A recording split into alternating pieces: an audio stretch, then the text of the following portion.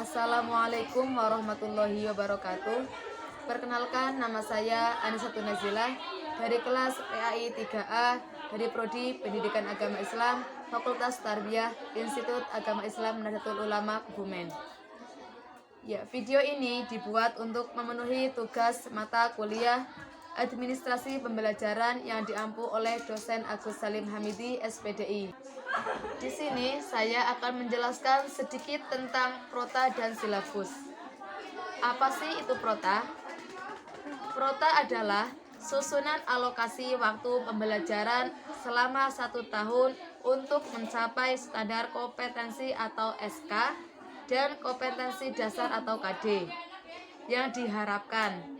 Jadi, prota itu adalah susunan alokasi waktu pembelajaran selama 1 tahun untuk mencapai standar kompetensi dan kompetensi dasar yang diharapkan. Itu prota. Alokasi waktu sangat diperlukan agar seluruh SK dan KD bisa diterapkan dan diterima oleh peserta didik. Jadi, alokasi waktu dalam prota itu sangat dibutuhkan untuk menggapai peserta didik yang diharapkan. Guru-guru atau Bapak Ibu bisa menyusun prota setelah jumlah jam mengajar untuk mata pelajaran tertentu sudah diketahui. Dari banyaknya waktu yang diberikan, Bapak atau Ibu harus mengalokasikan waktu tersebut melalui prota dan biasanya dilakukan di awal tahun ajaran baru.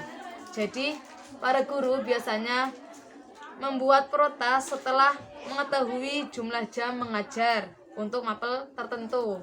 Keberhasilan Bapak Ibu dalam membuat prota akan berpengaruh pada administrasi pembelajaran yang lain, misalnya program semester, silabus, dan RPP. Jadi, Bapak Ibu guru membuat prota itu berhasil, maksudnya mendapatkan hasil dan mempengaruhi pada administrasi pembelajaran yang lain, misalnya program semester dan silabus. Ketika membuat prota, para guru itu menjadikan adanya program semester itu menjadikan lebih mudah, karena prota itu mencakup program pembelajaran selama 1 tahun. Lah di situ menjadikan munculnya program semester yang diharapkan atau menjadikan lebih mudah program semester tersebut. Kemudian fungsi prota. Pertama, mengorganisir pembelajaran agar bisa berjalan secara optimal. Ketika sudah membuat prota, para guru itu menjadikan berjalannya pembelajaran secara optimal. Jadinya itu adanya prota, pembelajaran itu berjalan secara disiplin. Waktunya itu tertata, tersusun. Itu fungsi prota. Selanjutnya fungsi kedua yaitu dijadikan pedoman untuk menyusun promes atau program semester. Udah adanya prota menjadikan pedoman untuk menyusun program semester. Itu fungsi prota kedua. Selanjutnya fungsi prota dijadikan pedoman dalam menyusun kalender pendidikan. Ketika udah ada prota itu dapat menjadi pedoman dalam menyusun kalender. Ada kalender yang isinya kapan UTS, kapan UAS, itu udah adanya prota menjadi lebih mudah menentukan kapan dilakukannya dalam minggu-minggu dalam tahun itu. Selanjutnya fungsi prota keempat, yaitu digunakan sebagai acuan untuk mengoptimalkan penggunaan waktu efektif pembelajaran yang tersedia. Ketika udah ada prota, pembelajaran itu efektif dalam diajarkan kepada siswa. Itu fungsi dari prota. Selanjutnya, langkah menyusun prota.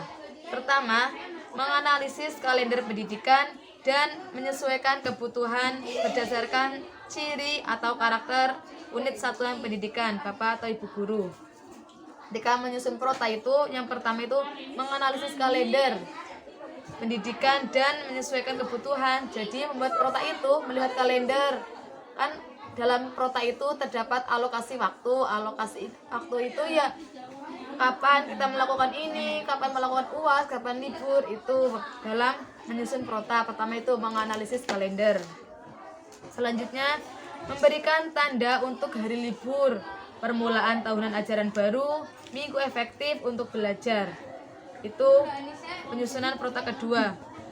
Adapun hari libur yang perlu ditandai yaitu ada libur akhir tahun ajaran, libur keagamaan, terus libur hari besar nasional, dan libur untuk hari khusus. Itu hari libur yang perlu ditandai dalam penyusunan prota. Selanjutnya, memperhatikan minggu efektif guna menyusun alokasi waktu di setiap kompetensi dasar.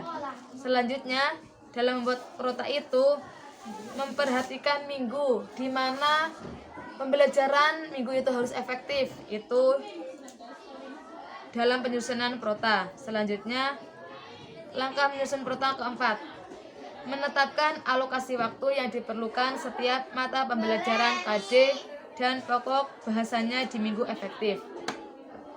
Begitulah langkah menyusun prota. Ya, begitu pengertian prota dan fungsi-fungsinya. Selanjutnya saya akan menjelaskan tentang silabus.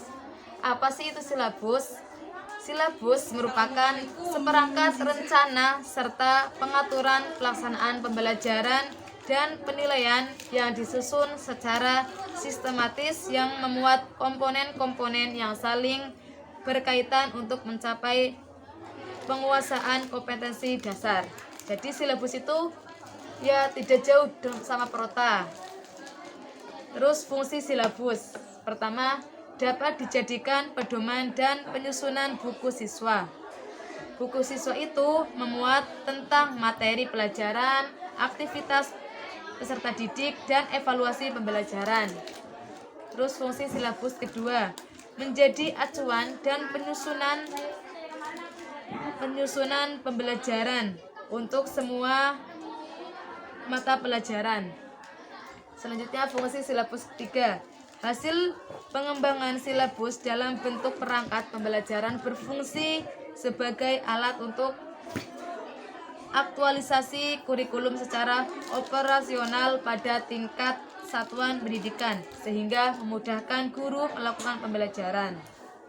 Itulah fungsi-fungsi silabus. Komponen yang ada pada silabus yaitu ada identitas mata pelajaran, identitas sekolah, komponen inti, terus komponen dasar, terus indikator pencapaian kompetensi, 6 terus materi pokok, 7 pembelajaran, 8 penilaian, 9 alokasi waktu, dan 10 sumber belajar. Oke, bisa saya ulangi lagi komponen yang ada pada silabus. Yang pertama, identitas mata pelajaran. Yang kedua, identitas sekolah. Yang ketiga, komponen inti. Yang ketiga, kompetensi inti. Yang keempat, kompetensi dasar. Yang kelima, indikator pencapaian kompetensi. Yang keenam, materi pokok. Yang ketujuh, pembelajaran. Yang kedelapan, penilaian. Yang kesembilan, alokasi waktu. Dan yang kesepuluh, sumber belajar. Begitulah pengertian silabus. Begitulah sedikit ilmu tentang prota dan silabus menurut saya. Ya, cukup sekian dari saya. Banyak kekurangan, saya minta maaf. Dan bila ada komentar silakan ditulis di komentar. Terima kasih. Wassalamualaikum warahmatullahi wabarakatuh.